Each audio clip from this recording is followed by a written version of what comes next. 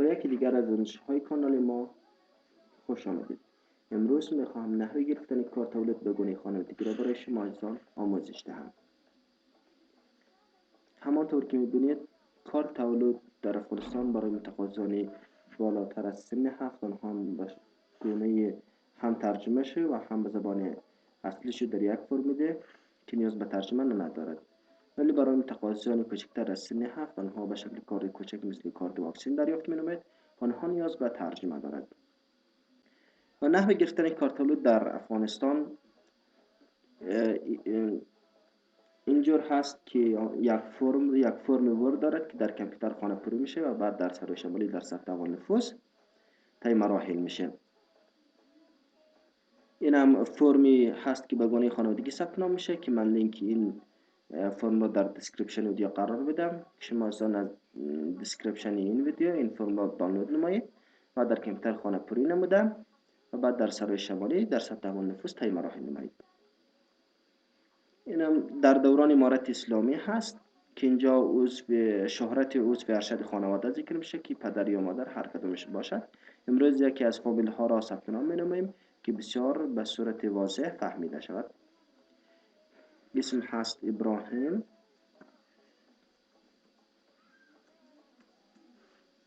اسم پدر هم هست حسن، اسم پدر کلان باقر،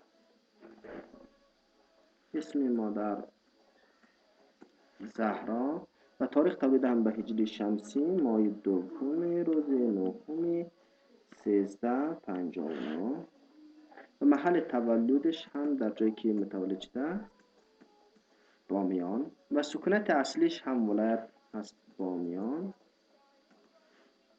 ولسوالی هست ورس و قریه هم هست قیاقک.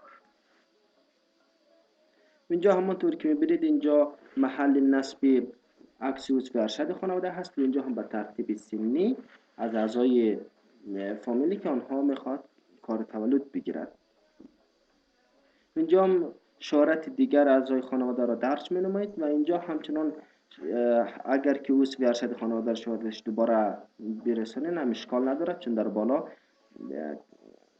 شهرتش رو درج کردین، ولی در فرم انگلیسیش باید درج بکنید. اینجا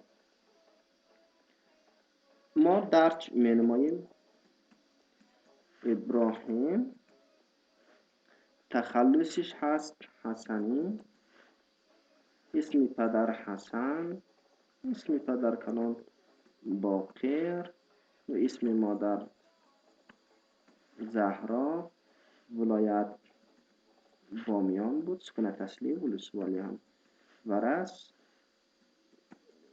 قریه هم قیاقک. تاریخ تولد هم به هجری شمسی بود روز دوم ماه نهم و 1350. اینجا دیگر اعضای خانواده به ترتیب سنی همسرش رو درج می‌نماییم. اسمش هست فاطمه،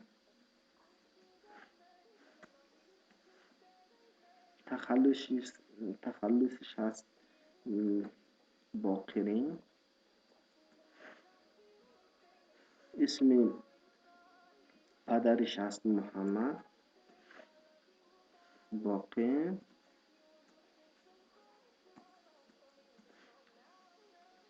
اسم پدر کلانش هست علی، اسم مادرش هم هست گل و ولایتش هست بامیان، ولسوالی هم هست ورس و قریش هم جای کاکا.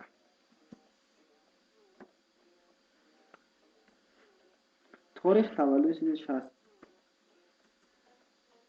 15 ماه ششم 1358.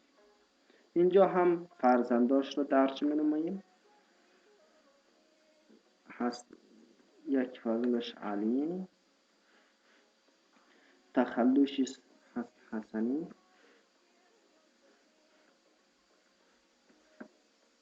اسم پدرش هست ابراهیم، اسم پدر کلونش هست حسن، اسم مادر هم فاطمه و ولایتی که تولد شده بامیان، ولسوالی هم ورست، قریه هم یافت. سال تولد هم هست روز 2 ماه 5 1380 و اینجا هم هر چقدر فرزندی که داشت باز اینجا درج منومیم. این فامیل با تو 1 تا فرزند داره که هم درج کردیم. اینجا هم انگلیسیش رو درج منومیم. اینجا اوز به ارشد خانواده را اول ذکر منومیم. اسم بود ابراهیم، تخلص هم حسنی، جنسیتش نه، اسم پدرش حسن، اسم پدر کلانش باقر و اسم مادرش زهرا. تاریخ تولد در میلادی 1970 ماه 2 روز 25 و محل تولدش هم بامیان. و اینجا هم همسرش رو درس من به ترتیب سنی بود. اسم بود فاطمه، تخلصش هم باقری،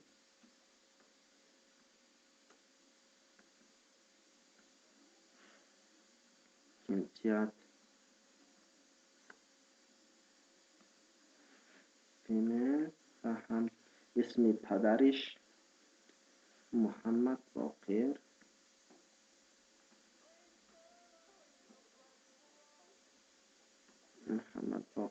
اسم پدر کلانش هم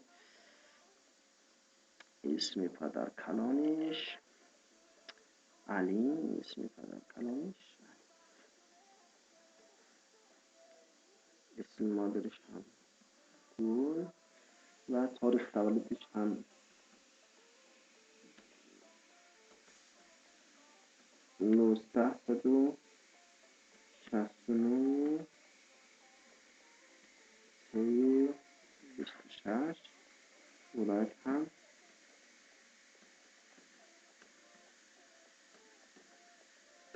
بامیان. و اینجا هم اسم فرزندشو درس منویم، شهادتشو به زبان انگلیسی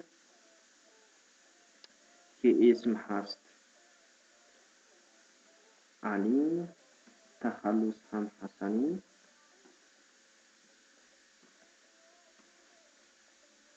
جنسیتش هم مذکر، اسم پدرش هم